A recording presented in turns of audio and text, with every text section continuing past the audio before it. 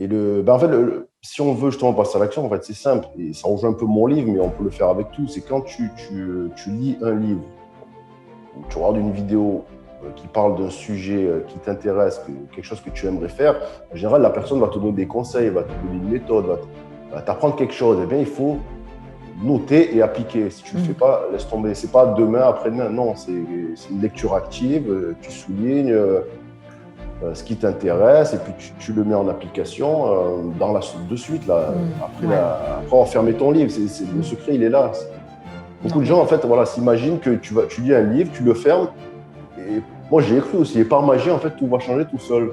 Tu vois, et tu attends. Mais non, il faut que tu fasses quelque chose.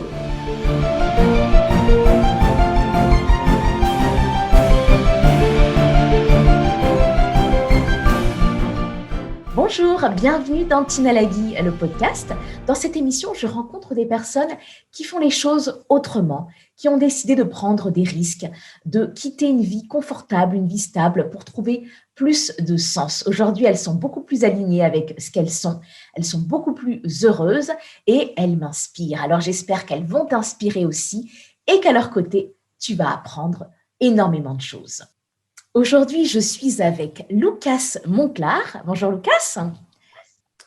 Bonjour Gladys, comment ça va? Oui, ça va bien. Écoute, je suis super contente de te recevoir. En fait, moi, je t'ai connue par ton livre. Donc, je vais te présenter rapidement, puis après, toi, tu poursuivras. Donc, c'est ma belle-sœur qui m'a fait découvrir ton livre qui s'appelle Le pouvoir de l'agenda.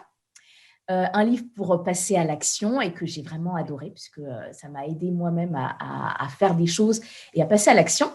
Donc, pour résumer un peu qui tu es, donc toi, tu avais une vie plutôt stable. Tu travaillais, tu avais un CDI dans les recouvrements de créances et une vie un peu routinière. Voilà, une vie un peu routinière, une vie qui ne te convenait plus au fur et à mesure des années. Et puis, c'est ça. Et puis, un jour, tu as décidé de réaliser tes rêves. Donc, tu as fait un voyage en Asie et tu as ensuite écrit un livre. Tu nous raconteras. Tu avais écrit aussi un autre livre avant, je crois. Et tu as écrit ce livre sur le changement, sur comment changer. Et finalement, donc, à ton retour d'Asie, tu t'es dit que tu n'allais pas retrouver ton CDI, que tu n'allais pas retrouver cette vie. Et tu t'es lancé, tu as créé ton entreprise dans le même domaine. Hein, finalement, tu restes dans le domaine des recouvrements de créances. Tout à fait, oui. Et tu nous raconteras un petit peu pourquoi tu as décidé de faire ça, pourquoi tu as décidé de changer. Donc, du coup, parlons un peu de ce que tu as appris durant tout ce changement. Qu'est-ce que tu as appris sur toi? Ce que j'ai appris, comment dire, c'est que j'étais capable de. C'est-à-dire que si, je suis obligé de remonter un peu en arrière et parler vite fait un peu du salarié et de mon voyage. Et le voyage, j'insiste aussi beaucoup sur ça parce que c'est vrai, ça a été vraiment le déclic. C'est-à-dire que, voilà, j'étais salarié depuis 10 ans, 15 ans. Et puis, je rêvais de faire un grand voyage, de poser un congé sabbatique. Et puis, j'avais un peu marre de mon boulot et je rêvais d'un projet, de créer quelque chose, tu vois. Mais bon, j'avais peur. C'est-à-dire, des questions qu'on se pose tous, mais si jamais tu quittes mon travail, attends, c'est quand même un CDI dans une grosse boîte, tu sais pas ce que tu vas trouver derrière. Et si tu échoues, et si ça, tu vois, et si je fais un voyage, ça va coûter de l'argent, et si jamais sur place, alors ça c'est ce que dit aussi l'entourage, et qu'après, toi, tu finis par y croire, et c'est dangereux, tu vas te faire agresser, et là. Donc, en fait, j'ai paralysé par une certaine peur qui vient de trois endroits à la fois, je dirais, de toi-même, parce que notre éducation, on a tous des éducations différentes, mais j'ai dire, l'éducation, elle est basique française, c'est un peu, au niveau du travail, c'est trouve un travail, trouve un CDI, tranquille, te prends pas la tête. Bon, voilà, il n'y a pas trop l'esprit d'entrepreneuriat, même si ça change. C'est un peu l'esprit de nos parents. Donc, il y a ça qui nous conditionne. Deuxième chose, c'est de l'entourage aussi qui va te conditionner à te dire, te mettre en avant en fait les risques plutôt que les avantages. Et puis, troisième, c'est peut-être le climat aussi qui est encore pire aujourd'hui avec le Covid, mais cette espèce de climat d'actualité de peur constante, de créer toujours la peur chez les gens, la peur des attentats, la peur du Covid, la peur du réchauffement climatique. Oh, c'est bon, quoi. Ça crée aussi une peur. Donc, forcément, il y a la peur de la crise économique, la crise du chômage. Donc, si tu regardes les actus, on te dit Aujourd'hui, 1000 licenciements, 2000 demain, 3000 demain. Bon, tu n'as pas envie de quitter ton emploi, ça va te calmer. Tu vas dire, bon, j'ai un CDI, je vais rester calme, c'est pas le moment de faire quelque chose. Donc, déjà, ça c'est le contexte. Bon, je vais aller un peu plus vite. Donc, ça, c'est le contexte. Et ensuite, pour revenir à ta question, je pensais que je n'étais pas capable de faire ça. J'en avais peur. Puis ensuite, j'ai eu le déclic de poser ce congé sabbatique. Enfin, ça n'a pas été un déclic, ça a été un cheminement. Mais bon, je ne vais pas tout raconter, c'est expliqué dans mon livre. Hein, donc, si vous voulez savoir, le pouvoir de l'agenda. Et donc, ce voyage m'a permis, en fait, de réaliser que j'étais capable de me débrouiller tout seul, quoi, à l'autre bout du monde, dans un pays avec des cultures différentes, où les gens ne parlaient pas forcément l'anglais, ou même moi, en anglais, j'étais au début pas très bon. Et puis, tu t'aperçois que même quand il y a des petites galères, ben, tu finis toujours par t'en sortir, en fait. Tu rencontres toujours des gens au bon moment. Ben, je sais pas, tu n'as plus d'argent, ta carte ne marche pas, tu te retrouves seul dans une ville, tu te perds. Je me suis perdu plein de fois aussi, mais c'est pas grave, il y a toujours je vais dire une solution. Donc, tu te rends compte d'une part que tu es capable de faire les choses et que c'est pas si compliqué. Et c'est pour ça que de fil en aiguille, je me suis dit, bon, ben là, je suis tout seul en Asie et mon sac à dos et je me démerde bien. Il n'y a pas de problème, tout va bien. Si j'arrive à faire ça, ben, je peux arriver à quitter mon boulot. Tu vois, et ensuite, tu quittes ton boulot. Et en fait, c'est ainsi de suite. C'est par étapes. C'est-à-dire, il faut pas, pour les gens qui ont envie de changement, il ne faut pas se dire, allez, demain, je plaque tout le boulot, je vais faire le tour du monde, je plaque ma femme, mon mari, enfin, je déménage. Non, il ne faut pas faire forcément tout d'un coup, parce que sinon, là, ça risque d'être un échec. C'est progressivement. Parce que progressivement, ça te donne confiance. Comme je dis, tu vois, ah, merde, j'ai réussi à faire ça, donc je peux réussir au-dessus, etc., etc. Et en fait, ça te pousse, ça avance tout seul. Tu vois, moi, voilà, c'est ça. Si on devait résumer une phrase pour répondre à ta question, c'est je n'ai plus peur, alors pas plus peur de rien, c'est un peu exagéré, mais c'est un peu ça. En tout cas, je n'ai plus peur des petits trucs, des petites histoires de la vie, tu vois. Comment te dire ouais, c'est ça, ne plus avoir peur de choses desquelles je ne devrais pas avoir peur. Je veux dire, pour moi, il y a la maladie, la mort, voilà, le reste ça finit toujours par s'arranger, on peut toujours rebondir. Et justement, tu Voilà. parlais de ton déclic. C'est quoi ce déclic? Comment ça t'est venu ce déclic en te disant que ton ancienne vie ne te convenait plus? Que tu avais envie d'autre chose, parce que c'est ça qui va parler aux Ouais, personnes, tu vois, parce que les personnes qui vont exact, nous ouais. regarder, qui vont nous écouter, c'est des personnes qui se posent ce type de questions, qui sont dans une situation plutôt confortable, qui ont une vie plutôt agréable, on va dire, qui ont un salaire, et qui, au final, au fond d'eux, il y a quelque chose, tu vois, c'est au fond d'elles, au fond il y a quelque chose voilà, qui va pas, parce qu'ils se disent, bon, bah, c'est peut-être pas ça. Comment toi, tu t'es dit, je sors de ma vie, bon, bah, qui était bien, qui était Ouais. confortable, agréable. Mais, comment expliquer ça en fait, le déclic, mais il y a plusieurs choses, mais j'ai envie de dire un peu aussi la. Voilà, si, voilà. Je cherchais mes mots. On va Vas-y, dire dis-moi. double déclic. Double déclic. Alors, déjà, il y avait une certaine pression de l'âge. Aujourd'hui, j'ai 41 ans. Et c'est vrai que bah, quand on est plus jeune, on a 20 ans, 25 ans, même 30 ans, même si on a une vie routinière, qu'on a plein de projets, mais qu'on ne les fait pas, on se dit, bon, bah, ça va, j'ai le temps, c'est bon, je suis jeune. Et puis, quand on approche 40 ans, bon, c'est peut-être ce qu'on appelle la crise de la quarantaine, mais il y a comme un choc de dire, merde, je suis statistiquement, dans le meilleur des cas, à la moitié de ma vie. J'ai envie de faire certains trucs, je ne les ai toujours pas faites. Bon, c'est maintenant ou jamais, parce que là, c'est pour de bon. C'est pas j'ai le temps, non, le temps, tu l'as plus. Donc, gros coup de pression par rapport à l'âge qui m'a permis ça. Et puis aussi, ce qui m'a permis d'avoir le déclic, j'allais dire, c'est plus une aide extérieure que j'ai trouvée en fait, sur Internet, hein, sur YouTube, chez des blogueurs, etc. C'est-à-dire que je ne sais plus d'où ça part exactement, hein, je ne me rappelle plus, mais j'ai peut-être commencé par regarder par hasard la vidéo d'un type qui était peut-être en Asie, je sais pas, en Amérique du Sud, tu sais, les vlogs, c'était la mode là, où les mecs se filment et ils regardent, tu vois, là je suis à Bangkok, je suis à Bombay, c'est super. Voilà, et ça te fait un peu rêver. Et puis le mec, de fil en aiguille, t'explique, écoute, moi je suis parti, j'étais comme toi, salarié, puis j'en ai eu marre, tiens, je vais vivre là-bas, puis j'ai créé un projet, etc.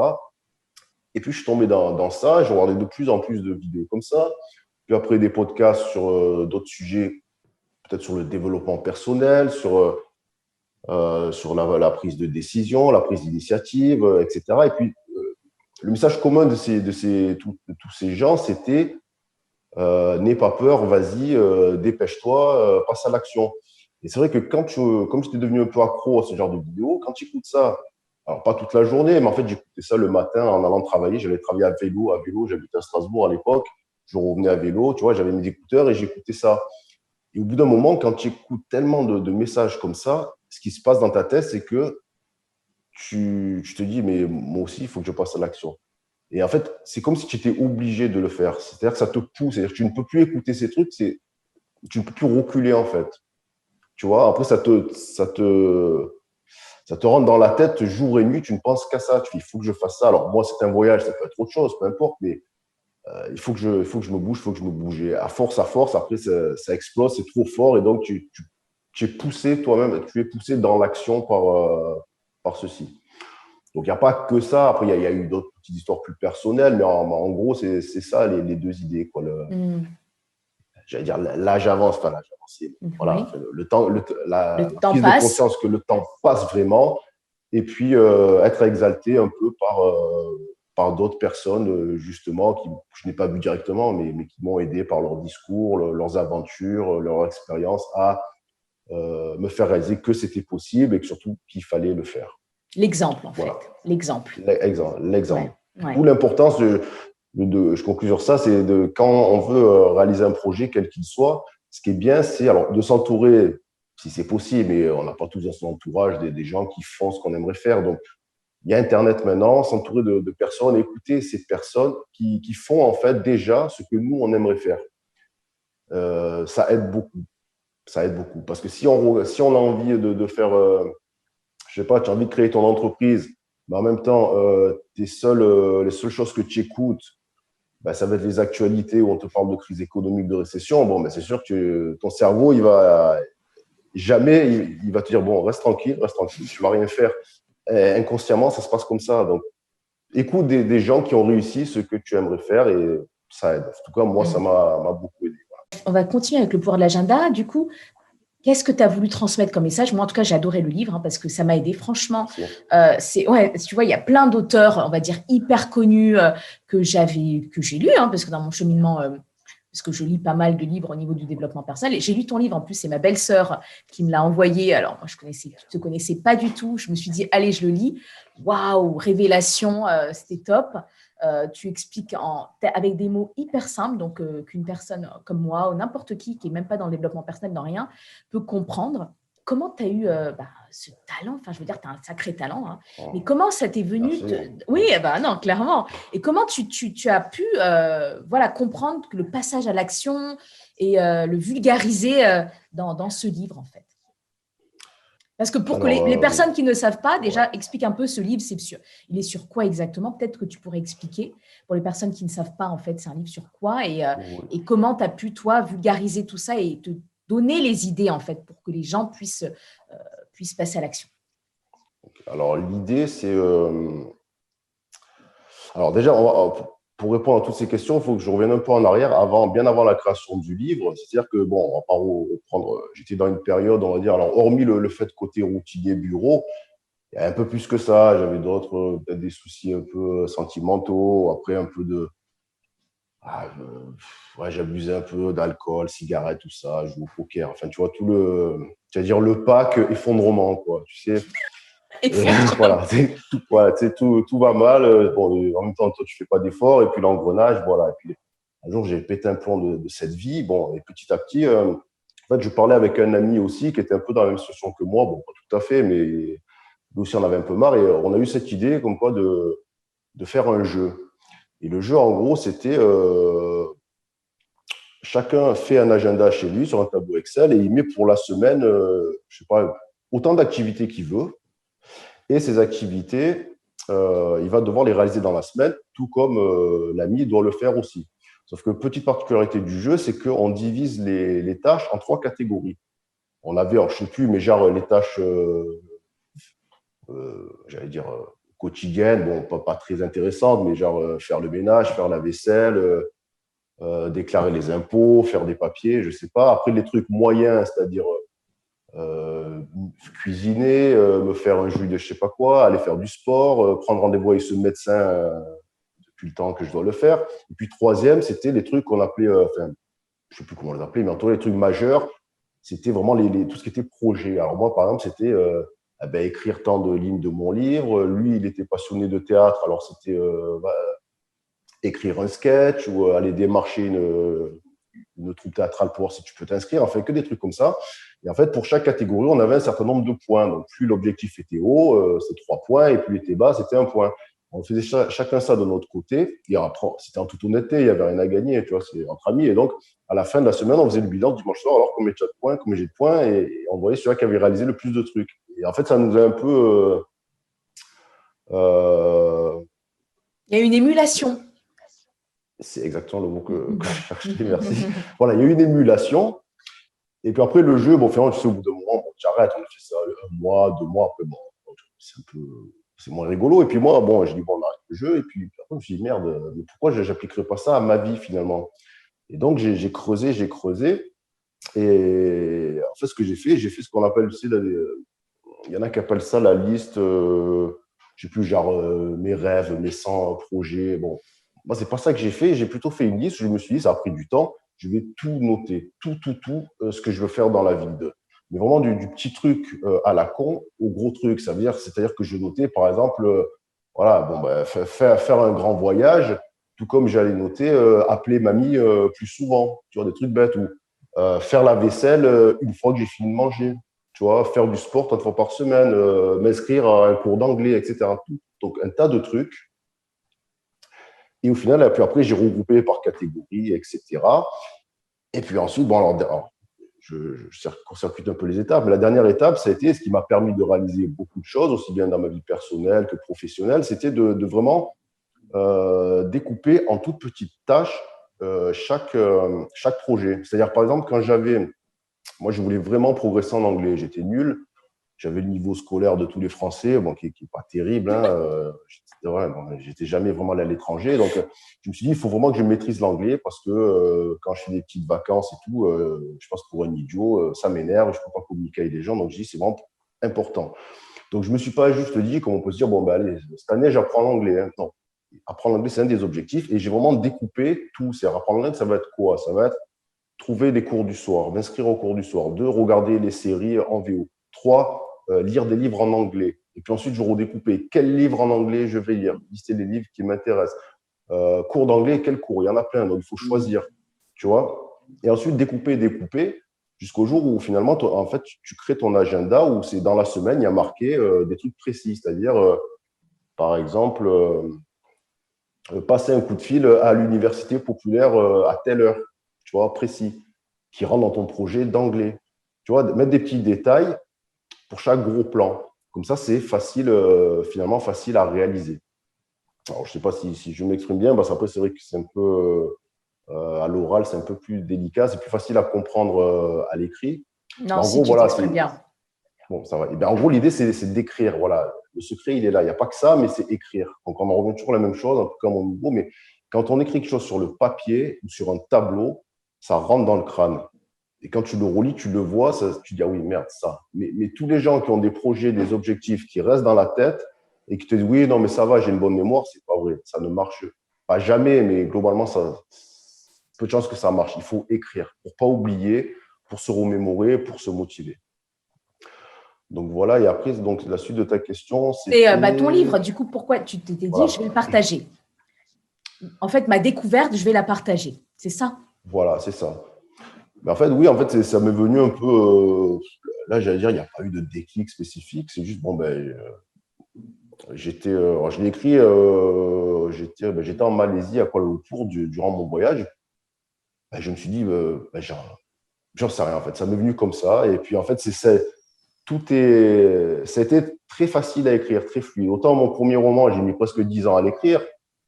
Bon, même si voilà, enfin, j'aurais pu l'écrire en 1 an même, mais alors que l'autre, j'ai pu écrire en 3 mois, je l'ai écrit, ce qui est très rapide quand même pour un livre, parce que tout était fluide, parce qu'en fait, je racontais ma vie, ce que j'avais expérimenté, donc il n'y avait pas à réfléchir à une intrigue, non.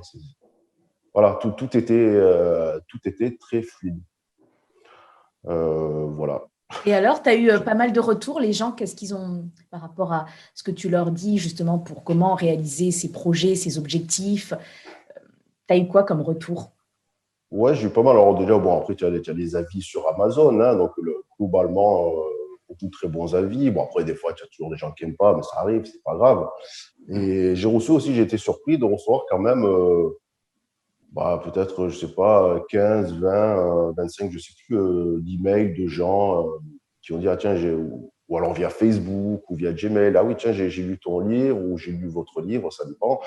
Et voilà, j'ai appliqué ça, c'est super. Enfin, voilà, et c'est vrai que c'est une grosse satisfaction aussi de se dire, bon, mais si ça a pu aider quelqu'un, parce qu'au départ, c'était juste, bon, ben, moi, j'ai fait ça dans ma vie, j'adore écrire, allez, tiens, je vais écrire ça. Et je ne pensais pas que ça aurait cet effet sur beaucoup de gens, finalement. Donc, je suis très content. Ce n'était pas vraiment prévu.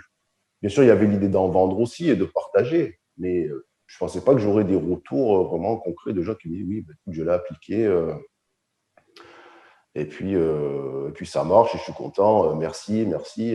C'est même un peu, je veux dire, presque gênant des fois de recevoir des merci. Alors, on dit, bon, bah, j'ai juste écrit un livre où je raconte un peu ma vie. Enfin, voilà, c'est tout. Mais c'est des fois quand c'est simple que finalement, parce qu'on a toujours cette impression qu'il faut que ça soit un dur labeur, que ce soit tellement difficile pour qu'on puisse se dire, bah oui, les gens peuvent te remercier parce que j'ai vraiment, ça a été tellement compliqué à sortir. Mais des fois, Ouais, ouais. il suffit que ça soit simple parce que c'est vraiment aligné avec toi, c'est tellement simple pour toi. Parce que tu vois, moi, écrire ce type de livre, ça sera difficile. Mais pour toi, c'est hyper simple. Donc, bah, c'est ton talent en vérité. Voilà. Ouais. Comme Mais ça que après, c'est que moi moi. aussi, j'aime. Ouais, pardon, excuse-moi. Non, c'est ça que je. Et donc, c'est simple, mais en même temps, c'est que tu as ce talent, cette capacité qui fait que tu as réussi à résumer les choses, à les expliquer de manière facile, qui fait que voilà, ça plaît aux gens. C'est pas obligé que ce soit difficile à Oui, je sortir, pense. comme tu dis. Comme c'est pas obligé que tu dois être récompensé quand tu dois prendre, comme tu as fait pour ton premier livre, 10 ans pour sortir quelque chose. Des fois, ça peut être Oui, simple voilà. aussi. Oui, oui, exactement. C'est Mm. pas le temps qu'on a passé dessus que, qui fait la qualité ou pas, Ouais. évidemment. Tu Mm. vois. Et après, c'est vrai que pour le style, quand je dis, c'est vrai que c'est très la façon dont j'écris. Alors, certains diront que c'est un peu vulgaire, un peu cash. Ça plaît pas à certains, je m'en fous. C'est mon style, tu vois. Donc, j'en reviens à ce qu'on disait tout à l'heure. Hein. Voilà, tu gardes ton style. Je sais que ça pourra déranger. Et encore, j'y vais mollo parce que des fois, si vraiment je veux me lâcher, je pourrais parler d'une façon qui, bon, ça passerait mieux. Ça passerait, bon, voilà. Mais c'est dans mon tempérament. J'ai toujours, Mm. voilà, avec mes amis, j'ai toujours parlé librement de tous les sujets. Avec moi, il n'y a pas de tabou. Tu peux blaguer sur ce que tu veux. C'est liberté d'expression à 800%. En plus, bon, comme je suis Marseillais, c'est vrai qu'à Marseille, on est un peu plus dans l'humour, le second degré. Bon, c'est encore un niveau au-dessus par rapport peut-être à d'autres régions. Donc, c'est vrai que c'est pour ça que je parle comme ça et j'aime bien parler comme ça. Je déteste quand les gens essayent de se brider ou ça, enfin, c'est pas mon truc. Voilà. Donc, Ouais, je te comprends. c'est pour ça aussi qu'en parlant comme ça facilite aussi la compréhension parce qu'il n'y a pas Mm. de théorie ou de mots. Tu vois, des fois, il y en a qui mettent des mots, on dirait c'est juste pour dire, ouais, tu vois, je connais des mots, hein, mais bon, après, Ouais. Mais non, c'était mais pas en le plus, but. Voilà. et en plus, ce livre, c'est vraiment un livre pratique parce que c'est ce que toi, tu as appris. Du coup, c'est vraiment Ah oui, comment oui. toi, tu as réussi à passer à l'action, comment tu as réussi à prendre en main ton agenda pour réaliser finalement tes projets. Oui, exact. On ne peut pas faire plus pratique que ça, puisque j'explique ce que j'ai fait concrètement, tu vois. Donc, il n'y a même pas peut-être vous devriez faire ça, il faut faire ça. Non, je te raconte ce que j'ai fait. Mm. Voilà. Et, Donc, c'est concret et c'est possible puisque je l'ai fait. et pourquoi les gens ne le font pas? Pourquoi c'est dur de passer à l'action, justement? Ah, Pourquoi ben, les c'est gens. dur. Mm. Ouais. Non, vas-y, je te laisse Ouais, finir. tu vois, parce qu'il y en a, on a beau lire ce type de livre, par exemple, on va se dire, bon, bah, c'est bien. Mais comment se dire, pourquoi les gens ont quand même du mal? Ben, c'est vrai que moi aussi, je suis passé par là. C'est vrai que j'avais lu aussi, ouais, des fois, pas mal de livres de ce genre ou de développement personnel. Et c'est vrai qu'en fait, quand tu les lis, ah, tu es super motivé, ouais, super, super, les bonnes idées, ouais, tu te sens le plus fort du monde et tout, puis tu le fermes, tu as oublié, et hop, tu reviens à ta routine 2 jours plus tard. Et des fois, c'est vrai qu'il faut du temps avant d'arriver à appliquer. Je pense qu'il faut multiplier si on a besoin d'aide extérieure, multiplier les livres, les vidéos, etc. Mais pas trop non plus, parce que c'est vrai qu'en effet, il y a beaucoup de gens, j'ai l'impression qu'ils sont juste dans la théorie, ça les rassure. Hein. Il y en a, ils achètent plein de formations, plein de livres, à chaque fois, ils s'en foutent. Mais ils ne passent pas à l'action. Mais je me demande si ça leur suffit, en fait. Peut-être ça leur suffit à certains. Euh, en fait, si on veut justement passer à l'action, en fait, c'est simple. Et ça rejoint un peu mon livre, mais on peut le faire avec tout. C'est quand tu lis un livre ou tu regardes une vidéo qui parle d'un sujet qui t'intéresse, quelque chose que tu aimerais faire. En général, la personne va te donner des conseils, va te donner une méthode, va t'apprendre quelque chose. Eh bien, il faut noter et appliquer. Si tu ne le fais pas, laisse tomber. C'est pas demain, après-demain. Non, c'est une lecture active. Tu soulignes ce qui t'intéresse et puis tu le mets en application de suite. Là. Après enfermer ton livre, le secret, il est là. Beaucoup de gens, en fait, voilà, s'imaginent que tu lis un livre, tu le fermes. Et moi, j'y ai cru aussi. Et par magie, en fait, tout va changer tout seul. Tu vois, et tu attends. Mais non, il faut que tu fasses quelque chose. Applique ce qui est et puis après… Je suis d'accord parce que moi, du coup, j'ai lu ton livre. Ça a été vraiment, j'ai tellement, je sais pas, tu vois, c'est vrai parce que je pense que tu parles au cœur et tu vas direct. Et en fait, je me suis dit, ok, j'applique. J'ai appliqué. J'avais mon tableau Excel, hein, je te le dis, hein, avec et aujourd'hui, même aujourd'hui, je continue avec mon agenda. Alors, il y a des semaines où je le fais un peu moins et du coup, je me rends compte que ça va dans tous les sens parce que du coup, j'ai pas. Et oui, c'est vrai, je me rends compte. Et quand j'applique mon agenda, et ben là, au moins, ben, les choses se font. Et ça me permet de m'engager aussi dans mes actions. Tu vois, donc voilà, donc franchement, merci Lucas pour ce livre. Moi, il m'a énormément aidé. Et parle-nous un peu, parle-nous maintenant de, est-ce que tu veux faire d'autres livres pareils sur le développement personnel ou non? Ou là, pour l'instant, c'est le voyage. Est-ce que tu as une thématique précise ou toi, tu vas vraiment varier un peu les différents sujets? C'est pas uniquement le développement personnel. Non, mais ça va rester, parce que pour le point commun, j'ai le récit de mon voyage, finalement, c'est un peu, il va avec ce livre, l'agenda, parce que c'était mes projets. Après, je réalise mes projets. Donc, j'ai envie de rester dans ce type de livre, c'est-à-dire qui pourrait être pas multi-sujet, mais qui pourrait te parler d'un agenda, de voyage, d'entreprise, enfin, mais tout en gardant en fait le même ton et tout en racontant en fait une histoire. C'est-à-dire que là, quand je raconte le voyage, c'est pas voilà, enfin c'est pas juste je raconte ce que je fais. Ben, aujourd'hui, je suis allé à la plage. Après, voilà, tu vois, c'est plus des réflexions sur la vie, sur les rapports entre Occident, Orient, nos modes de vie, leur mode de vie, qu'est-ce qu'on cherche tous, qu'est-ce qu'ils cherchent eux, nos rapports, en fait. Tu vois, sur mes rencontres avec des personnes de tous les pays, leur culture, leur façon de voir les choses, les préjugés qu'on peut avoir, les préjugés qui sont faux, enfin, etc. Donc, c'est plus qu'un livre de voyage et ça rejoint un peu finalement l'autre livre aussi. Tu vois, et puis dans la suite, je pense, j'avais un projet de livre, on va voir, mais je vais déjà terminer celui-là, mais j'ai plusieurs idées, mais oui, ça serait un peu dans la même idée, c'est-à-dire… D'accord. D'aider, en fait, d'aider. Il faut que ça soit utile, il faut que tu aides, en fait. C'est pas juste faire rêver les gens, mais que ça soit utile pour les personnes. C'est un peu les deux. Oui, l'utilité, après, oui. Bon, dans le voyage, je ne sais pas s'il y aura l'utilité, mais si, il y aura l'utilité de justement, pas simplement raconter, mais aussi donner l'envie aux gens qui ont envie de le faire, de franchir le pas, et surtout de montrer, finalement, des fois, j'insiste beaucoup sur ce truc en me disant, vous voyez, finalement, comme j'explique dans ce livre, une réalité, c'est que au début de mon voyage, bon, j'avais commencé en Inde, donc je suis arrivé à Bombay, après bon, je sais plus, oui, j'ai fait Goa, Kerala, Sri Lanka. Bon, ça, c'était mon premier mois. Et puis, au début, comme je changeais beaucoup de villes, d'endroits, je prévoyais tout. C'est-à-dire, je regardais, bon, je réserve tel hôtel, arrive à l'aéroport ou à la gare, il faut prendre tel bus ou tel truc, tu vois, j'organisais tout. Et puis, à un moment donné, une fois, j'avais rien organisé. Et puis, finalement, tout s'est déroulé. Bon, j'ai pas réservé d'hôtel, j'ai pas regardé les cars, rien. Je suis arrivé, improvisé, tout s'est bien passé. Et puis, au fil du temps, je me suis dit, bon, finalement, moi, j'organise plus rien. Je débarque dans un pays, une ville, j'ai aucune idée de ce qui se passe. J'arrive, hop, et puis on verra bien. Tu vois, et tu te rends compte que c'est facile, que ça sert à rien de tout prévoir. Donc l'idée, voilà, c'est que ça, c'est finalement, on peut avoir peur de certaines choses, mais on s'en sort toujours facilement. D'autant plus qu'aujourd'hui, voilà, on a plus ou moins tous, voilà, genre, tu as ta carte bleue, tu as ton téléphone. Bon, rien que ça, c'est bon, tu vas pas dormir à la rue, tu vas pas te perdre.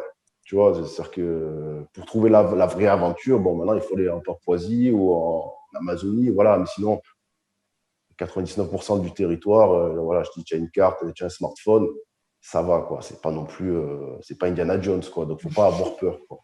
C'est facile, voilà. C'est facile. C'est un peu, voilà. Et donc, on va parler de l'argent. On va parler de, tu vois, parce que bon, ce que moi je comprends dans ton cheminement, c'est que finalement, tu as trouvé un équilibre en te disant, ben justement, ça peut être intéressant quand on a cette passion de l'écriture et que c'est pas évident au départ d'en vivre. C'est une bonne idée de se dire, tiens, au lieu d'être salarié, finalement, je vais me mettre à mon compte dans ce que je sais faire. Donc, c'est ce que tu fais, hein, parce que Voilà, c'était ouais. ton expertise. Raconte-nous un petit peu. Est-ce que cette stratégie que tu as mise en place, tu t'es dit, bah voilà, en même temps, je vais être entrepreneur dans ce que je maîtrise pour gagner ma vie et en même temps, j'écris à côté et un jour, quand je pourrai gagner de mes livres, ben, je gagnerai de mes livres. Mais tu peux m'expliquer un peu cette stratégie parce que je pense que ça, c'est un bon moyen de commencer, d'aller vers ce qu'on a envie de faire. Parce que on pourrait Ouais. dire, bah tiens, voilà, j'abandonne tout, je commence à écrire. Clairement, est-ce que je vais en vivre ou pas? J'en sais rien. Donc, vas-y, raconte-moi un petit peu justement ce que toi, tu as décidé et ce qui marche aujourd'hui pour toi. D'accord. Ben, en fait, bon, tout ça s'est passé pendant mon voyage. Pendant mon voyage, en fait, j'ai démarré plusieurs projets, petits projets. Bon, je suis jamais allé bien au fond, mais en fait, je m'étais un peu fait avoir en me disant, oui, je vais gagner ma vie en faisant, tu sais, c'est un peu ce qu'on te vend de partout sur Internet. Oui, je vais faire une chaîne YouTube, ça y est, je vais te faire des millions. Je sais pas, moi, je vais te faire un site sur l'alimentation, genre le truc facile, genre en gros, tu parles de ta passion et ça y est, tu as plein de fans, tout le monde t'envoie de l'argent, c'est super. Bon. J'avais un peu cru à ça, mais sans plus. Et après, je me suis rendu compte que c'est possible, mais ça prend des années, ou à moins que tu aies un coup de peau énorme. Mais il y en a 1 sur 1 million qui réussissent, parce que les gens qu'on voit sur YouTube, souvent, c'est ceux qui ont vraiment réussi. Après, le mec qui se filme, je sais pas, moi, quand il voyage au Panama, il est payé pour ça. Après, il finit à l'hôtel 5 étoiles. C'est pas tout le monde qui va pouvoir le faire, c'est une part de chance, donc faut pas bloquer sur ça. Et après, au fil du temps, je me suis dit, mais en fait, tu es bête, fais un truc que tu sais faire. Ben, le recoupement de créances, ça fait 12 ans que tu en fais, ben, tu sais le faire. Eh ben, alors, fais ça, voilà. On va commencer par là. Et tout en faisant à côté d'autres projets. C'est-à-dire que j'ai pas vraiment, en fait, j'allais dire enfin, de projet si, mais pas, j'ai pas un projet arrêté, genre je vais faire ça tant d'années ou tout ça toute ma vie, ou sinon, j'essaie, puis je garde un truc principal, ce que je maîtrise, et qui est en tout cas monnayable surtout. Et ben, ça durera ce que ça durera. Voilà, et je me laisse d'autres pistes, d'autres opportunités. Donc, à la limite, pour les gens qui veulent faire un petit truc à côté, ce que je n'ai pas fait, mais si c'était à refaire, il y a toujours, on dit si c'était à refaire, il y a toujours des trucs qu'on changerait. Moi, ce que je changerais, donc je vous conseille, si vous êtes dans ce cas, si vous êtes salarié depuis longtemps et vous avez un projet à côté, si c'est possible, essayez de commencer le projet pendant que vous êtes encore salarié. Voilà, comme ça vous permet de prendre de l'avance, de voir ce qui marche pas et de gagner du temps. Et ensuite, quitter votre boulot, je veux dire, pas quand c'est le bon moment, il n'y a jamais de bon moment, mais une fois que vous avez quand même pris vos marques, voilà. Parce que moi, c'est pas vraiment une erreur, parce que j'avais le voyage, mais une erreur qu'on peut faire, c'est ça là, de tout casser du jour au lendemain. Je suis salarié, hop, allez, j'arrête tout et je crée mon entreprise après avoir quitté mon boulot. Non, faites-le avant. Tu peux créer ton auto-entreprise bien pendant que tu es salarié, commencer à prospecter, faire ton site web, etc. Je pense que c'est plus intelligent de faire ça que de tout arrêter, ce que j'ai fait. Mais bon, voilà, c'est comme ça, on ne peut pas tout faire parfaitement. Oui, mais c'est bien. Donc, toi, c'est ce que tu Voilà. conseilles, c'est de faire les choses en étant salarié. C'est vrai. Comme ça, au moins. Voilà, de commencer au moins, voilà.